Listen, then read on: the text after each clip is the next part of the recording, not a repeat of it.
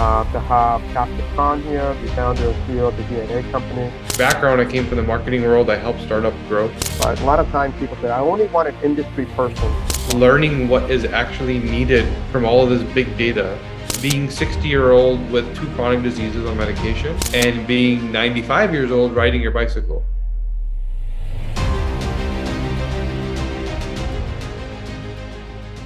Good day, everyone, wherever you are in part of the world. Today, I'm super excited to have Khan here, the founder and CEO of the DNA company.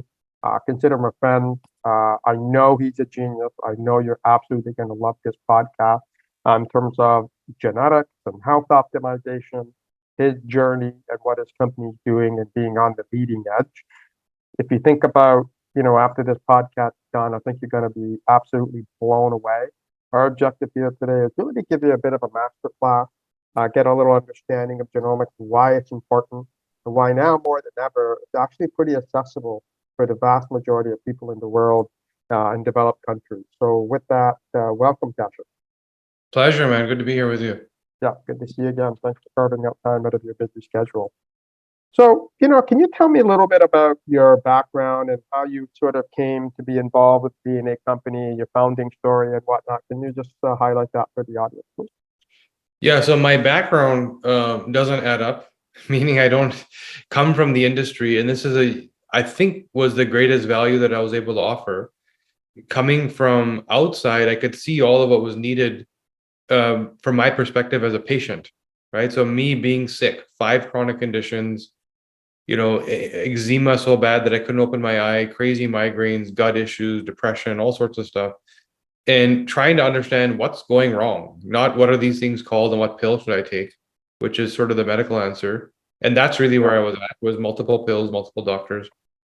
And in my journey trying to figure out what's going wrong, I did find that in my genetics, there were certain errors, there were certain gaps and missing pages in this human instruction manual. And so my body didn't do certain jobs properly, which led to my illnesses.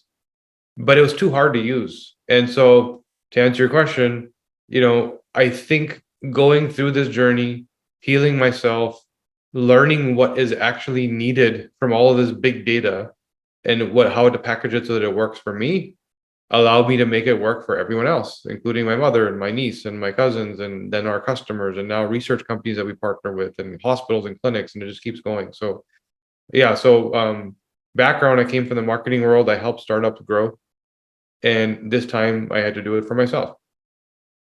Which is great. I actually wanted to kind of highlight a little bit of what you said earlier, because as it relates to people and hiring, you talked about, you didn't have a classical background, you didn't study, Yeah. genetics. Oddly enough, I have a business background, but I did actually study genetics at Virtue University, but I didn't found it. But I think what's neat is that you didn't come in with any paradigm, right? A lot of times people say, I only want an industry person to solve something, or they're looking to hiring people. But I think the beauty of your journey is that not only did it come from a personal problem, and oftentimes people don't go over that hump in terms of the commitment it takes to share that with other people. You did do that. And because you came from the quote unquote outside and you started this business, you didn't have the traditional baggage or the paradigm and say, well, we can't do that. Because Yeah. traditional wisdom would tell people like us, and just, oh, well, you can't do that. That's always society's first answer. So first and foremost, thank you for that courage. For obviously you went through your own journey, and now you're bringing it to the world and looking at my own genetic report, which I purchased and we're partners with on. It kind of really confirmed a couple things I was suspicious of and really highlighted a few things that I didn't know about. So I think it's absolutely unbelievable. Now, with that, there are those, 6 or 7 areas that are really looking for the body system. So can you explain what the DNA does and who, if they're not, might not be familiar with, and the type of reports that they get in the 360? Can you Yeah. talk to those key areas? So it goes back to exactly what you just said, which is exactly what I was told, that you can't do that. That's not how this works, right? Yeah. And I was like, why not? This is my human instruction manual that's telling my cells how to do every single job that they do. So if I can understand how I do the jobs, I know what choices I should make in terms of environment, nutrition, etc. Why not? Why is it only limited to rare genetic conditions and being told something like, you have an 80% chance of Alzheimer's. You have a 60% chance of breast cancer. Why isn't it 0 or 100%? If it's my genetics, which is so precise, why am I still being left with lack of precision, right? Depersonalization. So that's where we ventured to answer those questions. And the big answer was your genetics doesn't equal the problem unless it's a genetic condition, meaning you're born with it. You already know you have this rare genetic condition, right? All of the big problems, cardiovascular disease, cancers, diabetes, depression, menopause issues, these are all caused. They're not things that are innate. You weren't born with type 2 diabetes. It happened later in life because you caused it. So the reason for us is different. And so the way to prevent or reverse is different. So the way we look at genetics is like this.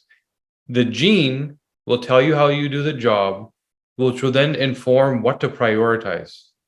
I don't detoxify well. I don't have a good insulin response. I don't get rid of this particular hormone, which is inflammatory in nature, very efficiently. Or maybe I do it a little too efficiently. So now you've identified what's the red flag, what's a priority. Step two is now that I know that here's a job that my body doesn't do well because this gene instructs it, I now need to interpret a little bit. And this is where genetics got things wrong. It's they were trying to make drugs, which is this gene equals this disease, which means take this drug, right? Where versus this gene means you don't do this job well, which means, well, if you add birth control pill to the mix, it's even more estrogen. Or if you add chemicals to the mix, it's a little too much toxins. Or if you remove a certain nutrient from the mix, you're not getting the exact thing your body needs. And the genetics plus those choices equals the disease, or equals rapid aging, or equals lack of performance, lack of libido, bad quality sleep, my hair is falling out. All of these things we could complain about that are not innate, that develop over time, are a combination of a job that's not happening well because of bad genetic instruction and the choices. And this is why 4 or 5 people making the same choice might have a different outcome because the genetic instruction is different. Right. And this is why 5, 6 people with the same genes might have a different outcome because the choices are different. So you need to align them both. And that's where your human instruction manual is telling you exactly what choices to make so that you always make the right choice and you don't get sick. Makes a lot of sense. And I love what you talk about this. It gets down to the area of like functional, right? Which is what does something do to the average person? And then the question is, well, what does it do for me? Because you got all these girls say, oh, you must do keto. It solves all these problems. Or you must do carnivore. It solved all these problems. Well, they probably worked for those respective individuals and they mastered it because probably by accident they had the genetics through biohacking. They figured out what works for them and they said, well, this must be the solution for everybody. But it's far from the reality. And I think that's something the audience take away is that you really need to understand the blueprint we come with, as we all know. Obviously, your DNA can get altered by bad environment, but for the most part, those are the set of instructions that we're born with. As far as I know, all my things that I've read and learned, it doesn't really change throughout the course of your life, unless you're exposed to some crazy chemicals and now you have really bad things happen to you. I'm sure those are possible. For the most people, those are the instructions you have, and that just really helps you unlock what you're suggesting. What are the right choices for me, which is the thing that we're trying to answer for me. Yeah, or you're for my exactly kids. right. Your DNA are the cards you've been dealt. You're born with it and you're going to die with it. It never changes. And that's the beauty of genetic testing. It's the only test that you only have to do once. You never have to do it again because your genes don't change, right? What changes is your habits and choices, which then can cause your genes to express differently, meaning that a woman that maybe can't lose weight, for example, because she makes too much estrogen and she's working on calories and she's running on a treadmill and she just feels stuck. Why can't I lose weight? I'm doing everything right. You're not doing everything right. You listen to some YouTube video and what you're doing worked for that person. They're probably telling the truth. It did work for them. And that's why they're making videos about it. They're so happy about the results. But maybe that you're solving the wrong problem. Your problem, maybe you make too much estrogen, which is a signal to your body to store fat. So the solution may be to take a supplement with, for example, DIM, which is a broccoli extract, which slows down the CYP19A1 gene, which is a gene that converts your testosterone into estrogen. So that's where all of a sudden, these are the cards I've been dealt with, but I can manage the expression of the genes by having the right habits, making the right choices. Or I can make wrong choices, like using chemicals in my home that actually mimic estrogens as they enter my body, and my body thinks that it's more estrogen, and I became over estrogenized, and the fat retention is even more, and I don't understand, like I'm doing all this work and I'm gaining weight. What's happening, right? So Yeah, that yeah. you're exactly right. Your DNA is the card you've been dealt, and now the choices you make tweak genetic expression and lead you towards your goal or very far away from your goal. And I think what I like what you said, and if we change from the word to problem. So there's two things. Most people in fitness and in health optimization, they're focusing on solution, and they're Yeah. throwing 150 things against the wall. Einstein said it, Abraham Lincoln, a whole bunch of people said, if I've got 4 or 5 hours, they spend 90% of their time on quote unquote problem definition, right? Because when you know what quote unquote problem it is, the solution is instantaneously easy. It just falls out. You just said humans are incredibly bright species. Of course, we pretty much solve whatever problem we define. And I love about what your report does is it's not so much the problem, but it defines, okay, this is what I got. And so how do I go seek the answers to, turn up the good genes that work with the stuff that I need to work with to amplify my results? And what are the ones that I need to find a way through my environmental choices and food choices and whatnot? Should I look to suppress because I might be predisposed for a certain condition down the road? And really, it's several $100s away. It's not like we're talking $10,000 to find out this information. So, in the grand scheme of it, what's it worth to live longer? Yeah. Like it's pretty much priceless. It did used to be many thousands of dollars. I Right. can talk. There's some celebrities and professional athletes that we work with that have gone to like Europe and different places to do like full genetic reviews, and they've paid $50,000, $60,000, to work with some scientists, and we're able to give them more information with a few $100s than they got with that 50,000, because the gap was the interpretation. You don't need to know what version of what genes you have. You need to know what it means. What's Yeah. broken and how do I fix it? Right. And the genes that inform it, great. There's some science that directs it all, but I just need to be told what to do. And that's kind of where people lose it when it comes to genetics. So the reason why we know this is, and this again, an entrepreneur coming from outside of the world, looking in and seeing what was broken. Just like you said, the professionals have their blinders on saying, this is how we do things. Yeah. Right. So And I they're not thought, well, open to here's the it. piece. Yeah. So the piece that was missing was geneticists did a really good job of understanding genes. Clinicians did a really good job of telling patients what to do, and the two never spoke, Yeah. right? Nothing in between. Yeah. So what we did, we changed our research model. Is I set up a clinic, and we spent 3 years studying 7,000 people, one by one by one by one, to understand if I have your genetics in hand, and it tells me you have an 80% chance of Alzheimer's or an 8 to 10 times risk of Alzheimer's. What is the thing that you're going to do that's actually going to trigger it? Because we know Alzheimer's, it doesn't just happen.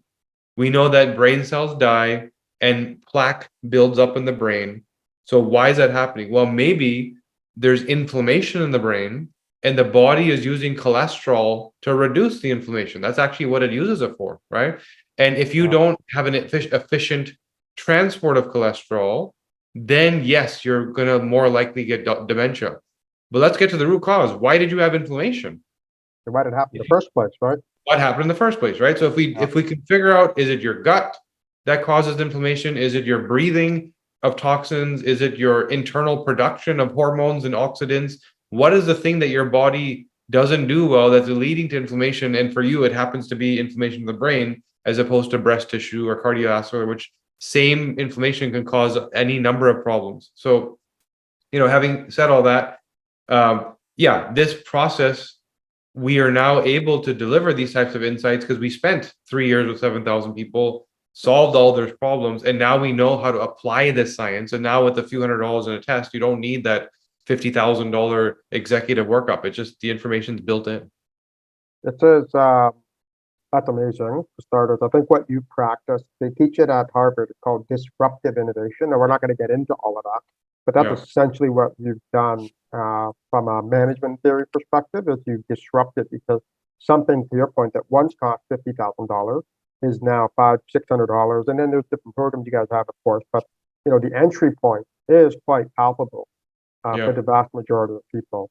Now, before I get into just the basics of genetics and whatnot, just for the benefit of the audience, but can you talk? And you have 7,000. But can you talk about one case study that you might want to share to illustrate how it really changed maybe someone's life or explain some issues that they might have had and that they now got unlocked because of going through the 360 program? So I can tell you a story about the reason why we went from being a research company to a commercial interest that actually sells genetic testing. That wasn't our intention. Our intention was to actually work with healthcare companies, et cetera, to help them do a better job. We have the data, they have an audience, we can help them. My niece had an anxiety attack, right? And this was during that time when we were studying those 7,000 people. I had her DNA and I went over to her home to see her. And I called my friend who's a pediatrician and he said, yeah, sounds like an anxiety attack. She can't breathe, etc. But it also sounds like it's over. And he said that if it happens again, let me know. So sometime later, it happens again. I get a call. This time the call is your niece fell over and hurt herself.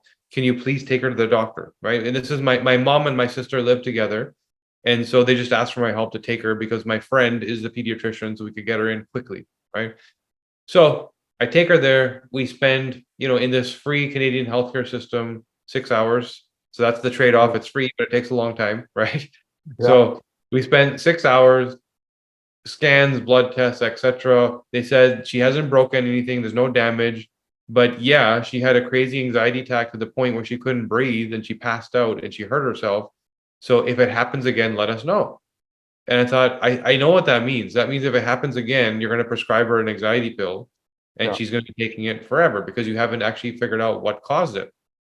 And just like I'm going to be honest here, I didn't fix it. Just like any other busy person, I went back to work and I did nothing about it. Not that I didn't intend to, but I got busy on a Zoom call like this and I just left it. I forgot, right? Yeah. So another few weeks goes by and my mom and my sister call me bawling in tears saying your niece has run away from home. And I said, what are you talking about? They're completely out of character. There's no reason. You would never think. She's a very sweet, innocent young girl. And so there's a note. She's gone. I said, don't worry, we'll deal with this. I drive over there and I find her like down the street, just standing there, not knowing what to do. I pull her into the car and I ask her, what happened? Is this like a bullying? Is it social media? Is it your teachers? What's going on? And she didn't know. She was just running away from that feeling, from that space. She couldn't bear it anymore. And so that's when I literally took my phone, opened my email because I had her genetic report emailed to me. And I started to look at her genome. And I didn't look for anxiety. What I look for is what jobs does her body not do well? And the first big red flag is she does not efficiently make her hormones. So the monthly menstrual cycle, and by the way, men had the same cycle. We just do it every day. Women do it monthly, the same cycle. Progesterone converts to testosterone, converts to estrogen, and then you clear it. So in her cycle, the beginning of the cycle, which is when you've just finished having your menstrual cycle, so there's no hormones, her delta value is a much deeper decline, right? So she didn't make enough, so it's a much lower value for her. So that was red flag number one. So I called back home and I said, can you tell me about the timing of her menstrual cycle in these episodes? And then I realized they've been calling me and texting me like clockwork monthly. And they said, yeah, you know what, you're right. It's at the very beginning of her cycle. It's every month, that's when it's happened. So there's a big clue, right? So now why did it happen now? Because she had already been having her cycle for a couple of years. This happened during peak COVID a couple of years ago in Toronto, where we had the world's longest lockdown, and she hadn't been outside in months. So this happened in the winter in Toronto. So the next step for me was let me look at her vitamin D metabolism because she hadn't got it. Yeah.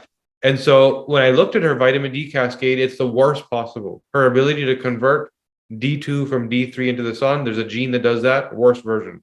The ability to then transport it to the cell where you actually need it, worst version. the ability to bind it and get it into the cell, worse version. So across the board was doing very, very poorly with vitamin D response, and she wasn't getting any. So why didn't this equal an anxiety response? Well, dopamine is the pleasure chemical. It allows you to feel satisfaction, pleasure, right? And her relationship with dopamine genetically is really bad. So you need to be able to bind it. You need to, Right. there's receptors in your brain. And if you look at the genes of her receptors, very, very low density. So her experience is very, very low.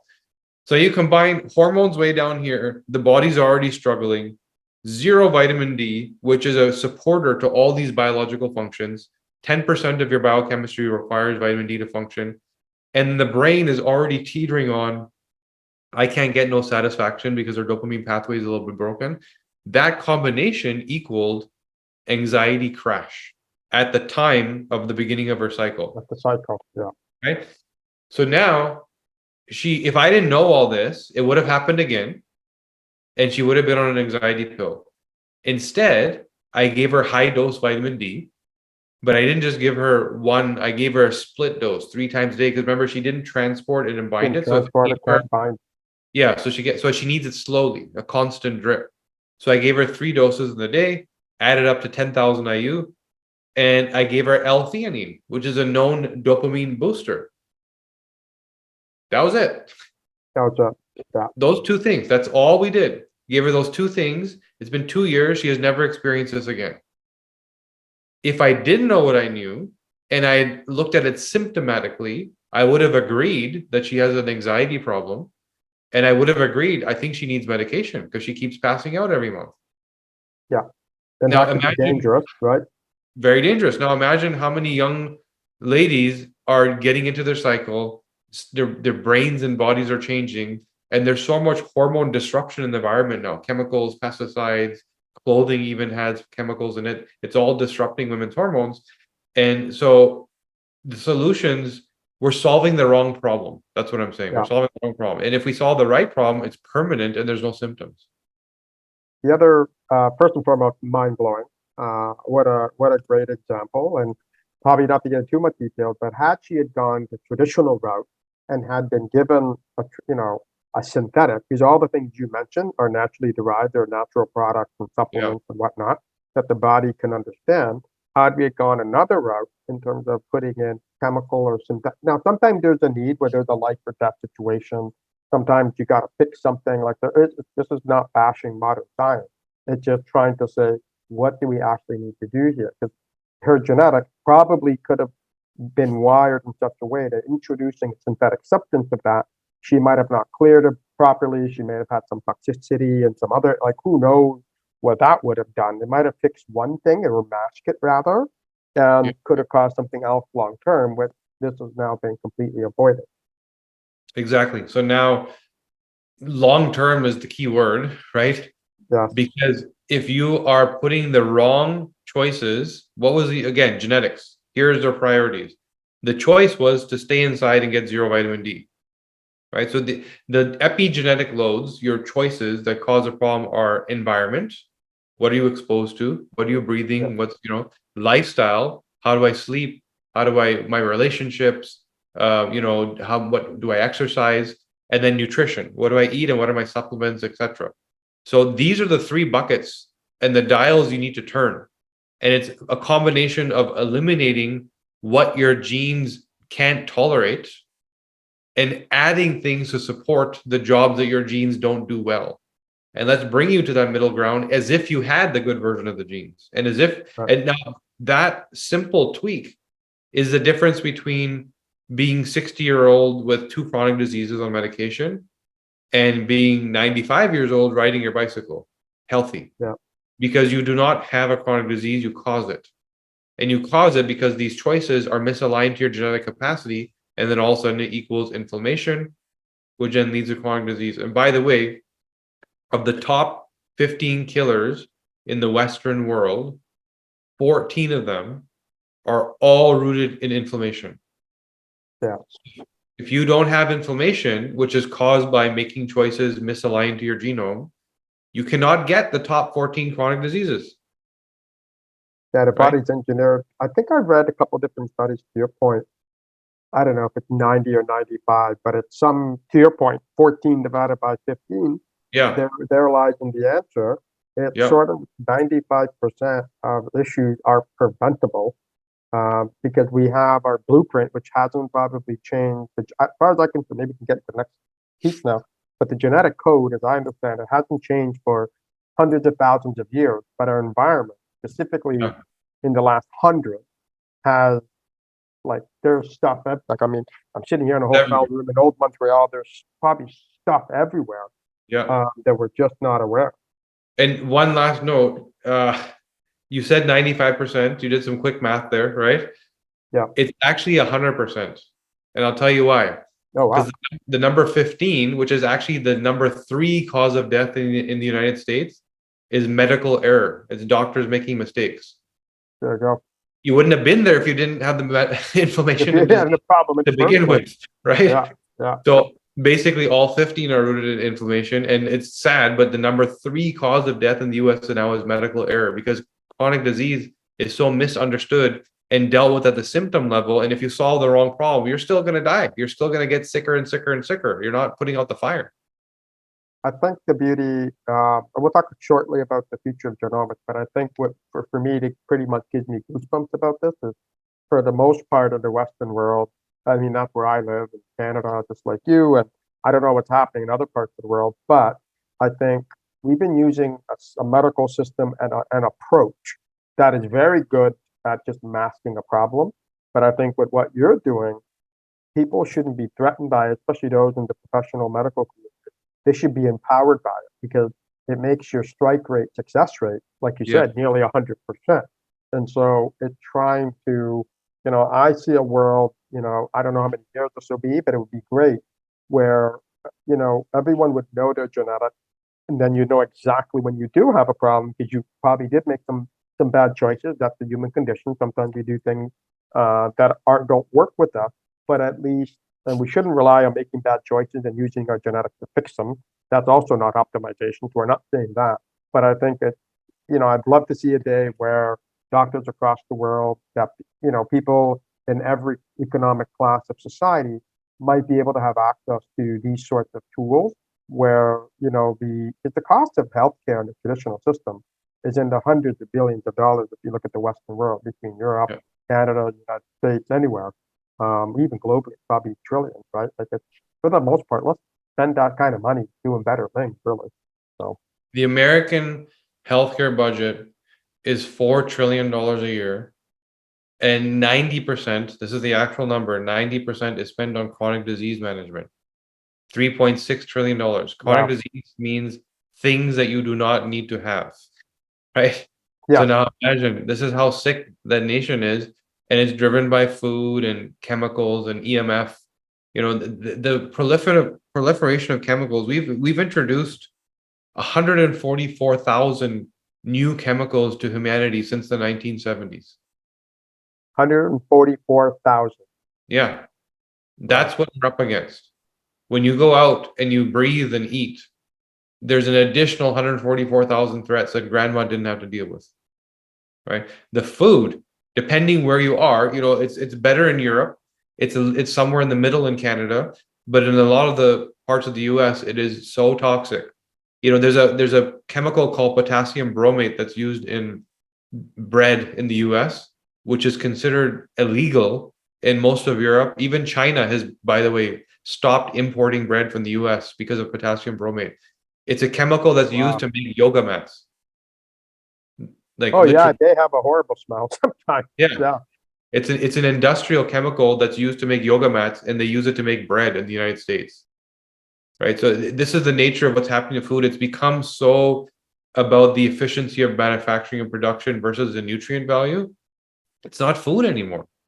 not And if food you don't, anymore. yeah, and if you don't have food, you're low in nutrients, and then you get into oxidative stress, which ages you, slows down your cellular resilience, and you get sick. So all of these things, so these threats exist for all of us, and it's very hard to just change everything. Like, well, my kids still need to go to birthday parties, and I'm still going to go to a movie once in a while and eat some popcorn or whatever. So this is why I'm saying it's very important to prioritize. And I know it's hard to do everything and change everything and do it all the time. If you slowly start changing things, you will have more and more habits that are in the good bucket versus the bad. Don't try and do everything overnight. Right. Slowly Yeah. chip away, and you'll get used to getting your sense of satisfaction from reward versus from pleasure, like the satisfaction of I made it happen. And this is why prioritizing through your DNA allows you to pick the lowest hanging. Here's the number one thing I need to focus on. I'll give you an example. GSTM1 is a gene that is protective of the gut and helps you detoxify chemicals. So glutathione is this master antioxidant, and your stomach also uses it to neutralize and eliminate toxins. I don't have that gene, missing. It's not even about what version, completely missing. So now that's my priority. If I don't want to have eczema and psoriasis and headache, like all this stuff, I have to focus on this first. It's going to give me the biggest return. Once I do that, then I'll do the next thing and the next thing and the next thing. So your genes will allow you to prioritize with all the noise of all the things everyone are telling you to do. What's the number one thing you should do first, and then number two, and then number three, and then number four, and you just keep going. I think it's very, very sound practical advice. I think it's taking it one step at a time. We talked about the power of consistency, the power of long term. Lord knows I've been guilty of trying to, tackle everything at once, and we're just not wired that way. And like you said, even with your own niece, like we have so much distraction. Back in the '70s, you put a commercial, you either did a TV ad, a radio ad, or a print ad. That's it. You got everybody you need to get, and your sales go up. Now, if you think about, I don't know how many different social platforms, there's so much noise. I think it's just how do we take back ourselves in terms of control of our body, control of, okay, how do I optimize my health? I have two young girls, they're my reason to be. And I think everyone needs to find a reason to be, and we all have them. And there's just so much beauty and joy in the world that I think it's just tackling it piece by piece, like you said, is spot on.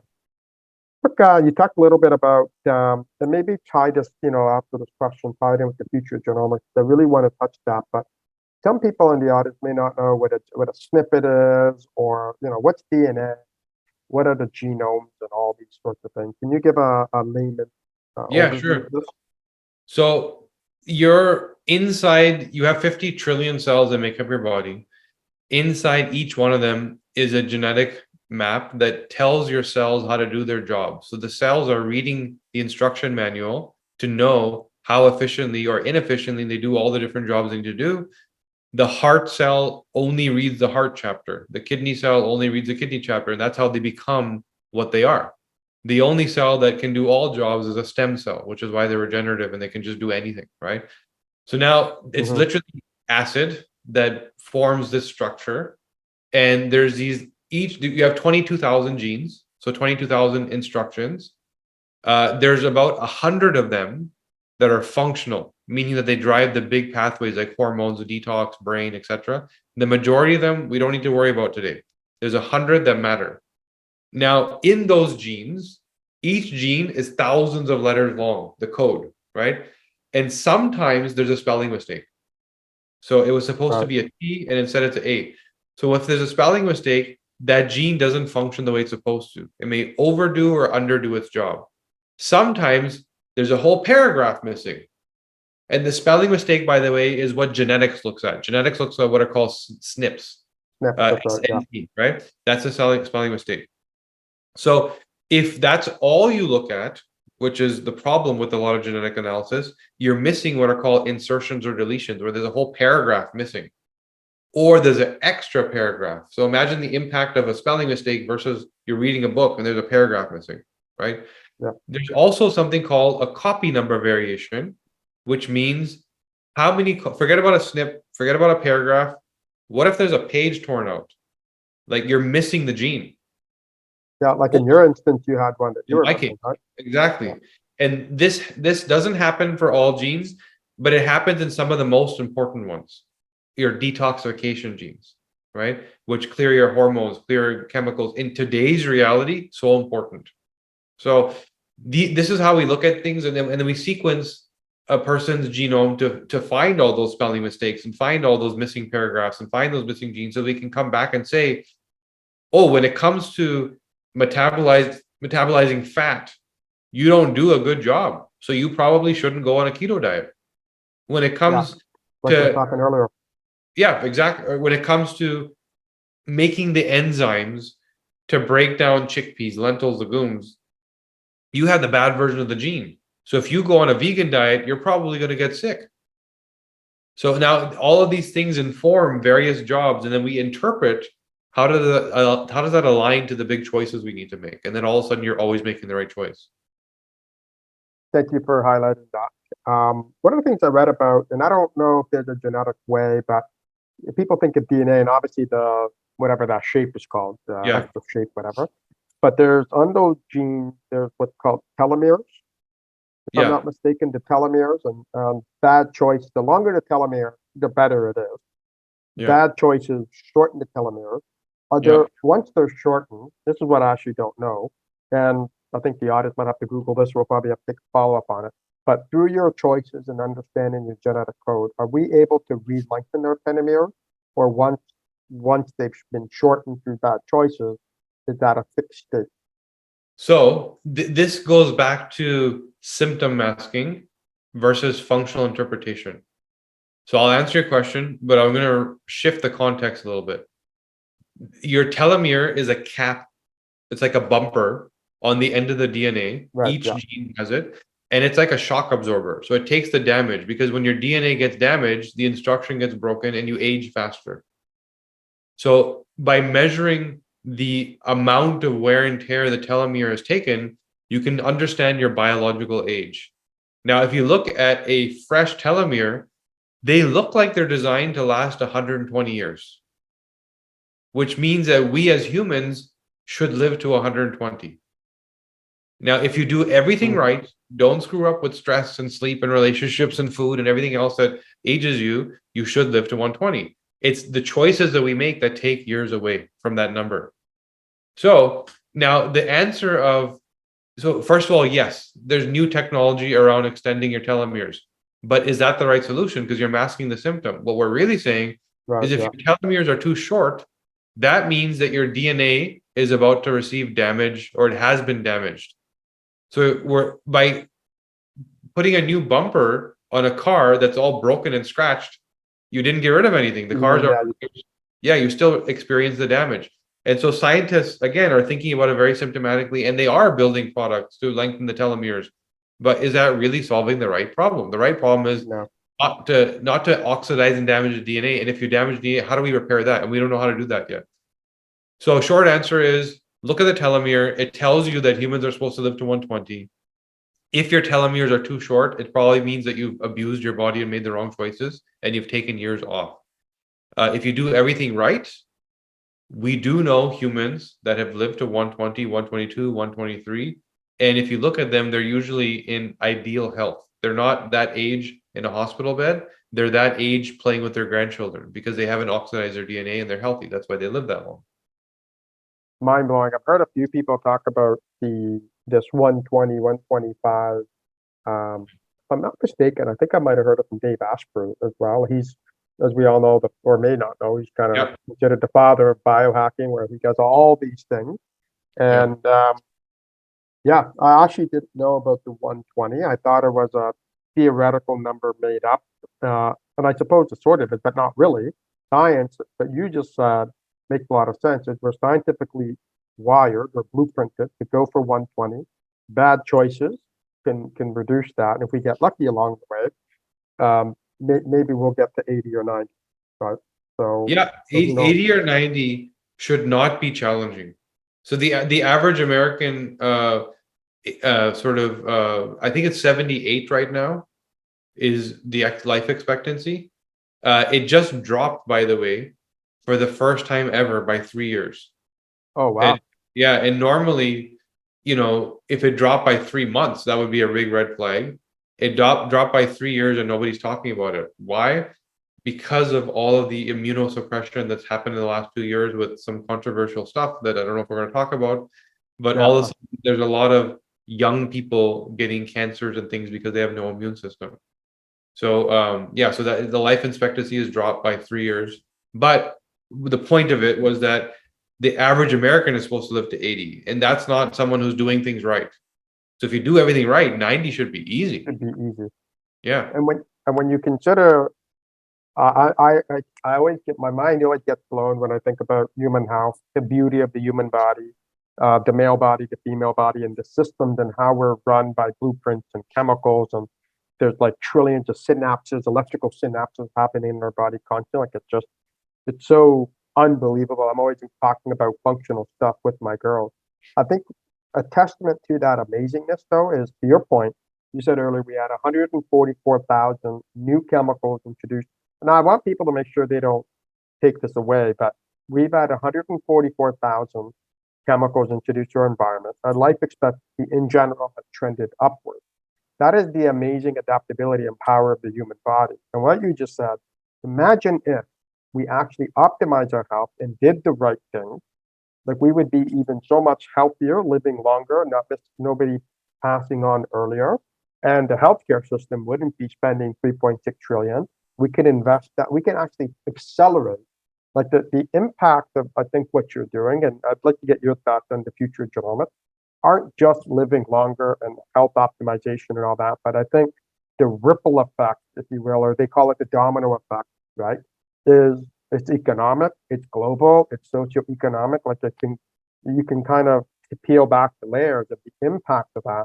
Because imagine we didn't have to spend $3 trillion on managing things that are, for all intents and purposes, preventable. What else could we do with the $3 trillion? Yes. There's a long list of things that we can come up with that would be beyond the scope of this podcast. But for all intents and purposes, you can solve a lot of modern human challenges if we spent that money differently, right? And not just one country. So For sure. Yeah. The healthcare system isn't about health. It's about masking illness. It's about masking it up. You could take that same budget and make it about health, and you probably spend a little bit less with a much better outcome. So it's not even this whole concept of, well, pharma won't let it happen. They're just too stuck in their ways. They can realize that they can still make the money and people can just live longer and be happier, right? So yeah, it is very possible. We know how to do it. It's just being done the wrong way. Yeah, I mean, I don't care if the farmers make all the money if we're living healthy and longer. I mean, it's the free economic trend. I think people are stuck in their paradigm, and it's time to change that. Now, before we wrap the podcast here, what do you think is the future? I mean, I'm sure there's conversations you've had with high-level people all across the world, and I'm sure some of it you can't share here. But in terms of the future of genomics, and what is the future of the world that you see, and that you're, what you're trying to paint, and what you think might change in the next decade?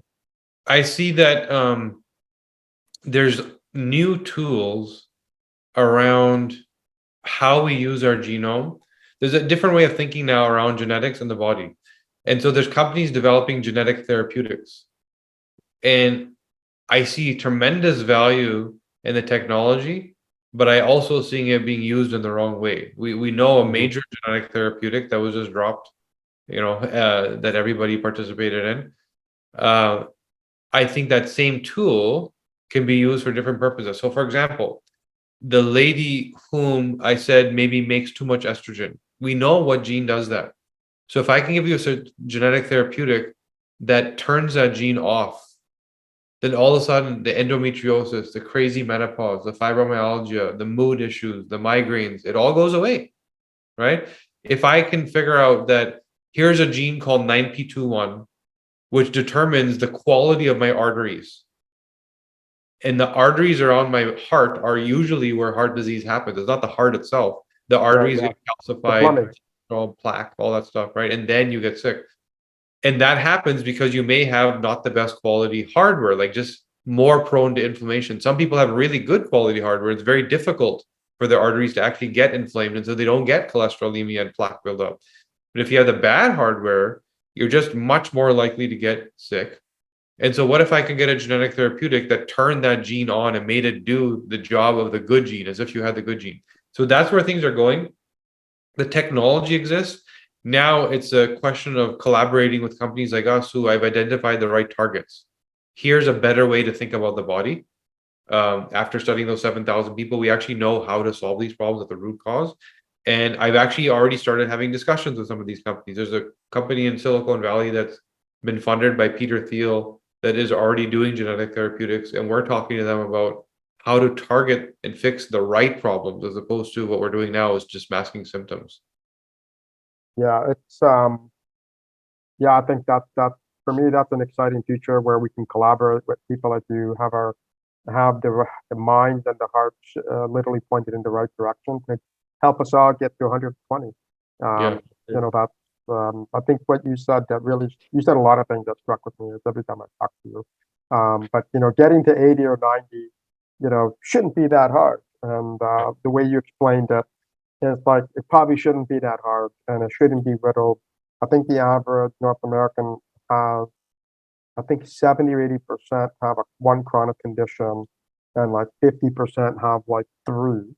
Yeah. Like the multiple health issues that people have, for all intents and purposes, are totally, completely preventable. And I think that's what I want people to take away. Is, you have the power to get yourself to 100. Right? It's not an unfathomable concept. Like it might have been 10 years ago. Only the rich and famous, to your point, could do these giant studies, and even then, okay, so you mapped it all out, but they didn't have an understanding of it the way that your program simply lays it out. Right. I mean, I've gone through it. I mean, it just makes a lot of sense. But you don't need a PhD. You just need to be curious and hungry to learn more. Do the test. It's very simple with the saliva. It's a non-invasive approach to completely unlock how to get to 100. So Yeah, I agree. It's this reading of your human instruction manual, finally understanding what's going on the inside. What are your unique superpowers? What are your unique kryptonites? What are the things that you need to think about? And then get away from this one size fits all, this trial and error of this influencer said this doctor said this, which is probably true for 3 out of 10 people. What's my truth? What do I need to know? And when you get rid of that trial and error and you really hit it home every time you make a choice, it's so empowering. It's so empowering knowing exactly what supplement to take, knowing exactly how to eat, knowing how to exercise, knowing why you feel things like anxiety and depression that you don't have to feel, and you start to unpack that stuff and knowing here's the diseases I can see coming in the future, but I now have this GPS that's telling me what detour to take, and it's not going to happen. Right. right. Very empowering. I think the beauty is too, like you can now, once you know what you're dealing with and what you're trying to do, you can then go.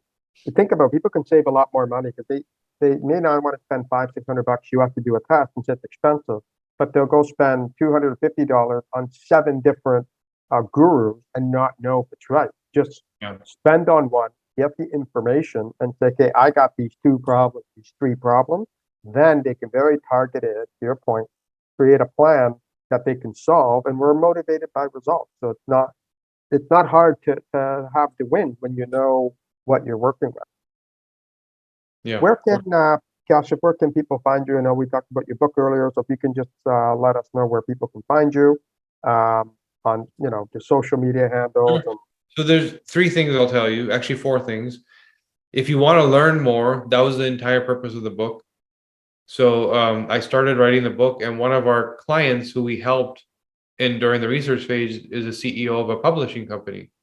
And he said, I want to help you tell this story because it's so powerful. So he agreed to publish our book, which just came out. So go to thednaway.com and you'll be able to find out. There's a free chapter if you want, or you can just buy the book and learn. It's also available wherever you buy books, Amazon, Barnes and Noble, etc. Indigo if you're in Canada. Second thing is, if you want to get tested, go to thednacompany.com, and it's called the 360 test. I've actually published my personal reports so you can see what it all looks like, what the experience is. So it's all there. If you want to have more information like this, our podcast comes out weekly, and we're constantly talking about health conditions from a different perspective. So it's not the symptom masking, but why does it happen? What are the threats? What are the things we need to know? And it's called the Unpilled podcast. Unpilled. Yeah, Unpilled. Yeah. Yeah. And I'm sure you'll love, if you love what we're talking about today, you'll love that. And I do. The last thing I'll tell you is my personal Instagram is where I go to vent. Every time We're in clinic and I see some woman that has breast cancer that just didn't know about her hormones, or I see some kid that has eczema that just didn't understand his toxic mattress. I see some baby that has like crazy gut issues that is vomiting, and they just there's all these things that we keep learning about, various chemicals and food exposures that people are just not aware of. So you can learn daily at Cash Con, so KASHKHAN official, CashCon official. And we post a reel almost every day about something we've learned in terms of threats in our healthcare system, and sometimes things that you should do to live longer, and you'll find a lot of value there. I think what's interesting is, that there are hundreds of thousands of potential issues that people may have, and I think by following and educating themselves, they'll strike with one or resonate with one and Yeah, say, "Hey, that's me." Even if they're, we'll put in all the respective links for acquisition and following you. But I think we're going to need a part number two on this at some point in the sure. future. But definitely wanted to thank you for your time, a riveting discussion, and appreciate everything that you and your company are doing for the world and helping us all get to 120. It's a pleasure. What you're doing here is great also. Happy to support. Thank you. Have a wonderful day. All right, too.